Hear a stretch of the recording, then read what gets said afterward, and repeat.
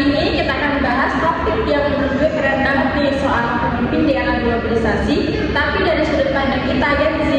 Ya, dan obrolan ini terinspirasi dari buku yang baru aja aku baca. Judulnya Pemimpin Era Globalisasi ala Gen Z, karya Ibu Harnida Widyada, dosen dari Universitas Tadulako. Wah, aku pernah dengar tuh, katanya buku itu lagi ramai dibahas karena ngebahas gaya kepemimpinan anak muda zaman sekarang ya. Ya, benar. Buku ini mengingatkan kita bahwa jadi pemimpin tuh gak harus nunggu tua dulu, tapi bisa dimulai dari sekarang, dari cara kita ngatur diri sendiri.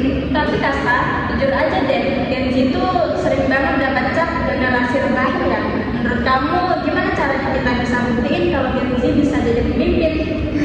Iya sih, cap itu sering muncul, tapi justru di buku ini dijelasin kalau Gen Z itu unik.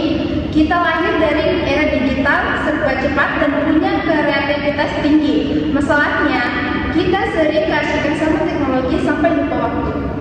Kayak buka HP biarnya cari bahan tugas, tapi ujung-ujungnya nonton pas 2 jam. Nah, itulah kenapa penulis bilang pemimpin sejati itu yang bisa mengendalikan dirinya sendiri. Jadi sebelum pimpin orang lain, kita harus bisa pimpin waktu, emosi, dan fokus kita dulu. Berarti kepemimpinan sekarang gak cuma soal jabatan ya? Iya, di buku ini dibilang pemimpin zaman sekarang harus punya 3 hal penting: visi, nilai, dan adaptasi.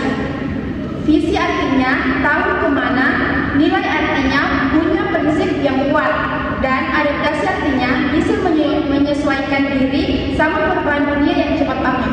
Nah itu soalnya sekarang kan dunia globalisasi itu udah gila banget ya. Kompetisi semakin ketat, teknologi makin cepat berubah. Kalau nggak adaptasi, bisa ketinggalan banget. Betul, tapi sisi positifnya Gen Z itu fleksibel dan terbuka. Kita bisa belajar apa saja lewat internet, bisa kerja lintas negara, bahkan bisa bangun bisnis dari kampus sendiri. Wah iya, banyak banget contoh anak muda yang sukses jadi pemimpin startup atau komunitas. Ternyata nggak harus jadi bos, tapi bisa mulai dari pengaruh kecil yang berdampak besar ya. Persis, di buku ini juga dijelasin kepemimpinan bukan soal posisi, tapi inspirasi. Kita bisa jadi pemimpin lewat ide, tindakan, atau bahkan lewat contoh, sikap positif di media sosial. Kalau soal karakter, apa yang paling ditekankan di buku itu, Kasta? Penulis menekankan pentingnya integritas dan empati. Pemimpin global harus punya hati yang kuat dan pikiran terbuka.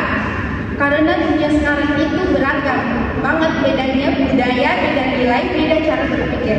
Setuju banget, pemimpin zaman sekarang mungkin cukup dengan otoritas, tapi pemimpin zaman sekarang harus bisa mendengar dan memahami. Benar, dan menurutku itu juga ciri khas Gen Z. Kita lebih terbuka, lebih peduli isu sosial, dan lebih berani bersuara. Ini potensi benar banget kalau diarahkan dengan benar. Jadi intinya, Gen Z itu sebenarnya punya semua model buat jadi pemimpin. Tinggal gimana kita mengelolanya diri itu sendiri.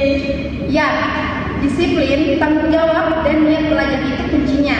Karena kata penulisnya, pemimpin masa depan lahir dari generasi yang mau belajar hari ini. Keren banget quotesnya. Jadi buat teman-teman pendengar, jangan lupa nanti untuk belajar jadi pemimpin, mulai aja dari hal kecil kayak tepat waktu, jujur, dan konsisten.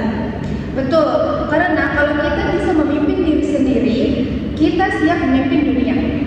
Oke teman-teman, segitu dulu ya obrolan kita kali ini tentang pemimpin era globalisasi ala Gen Z.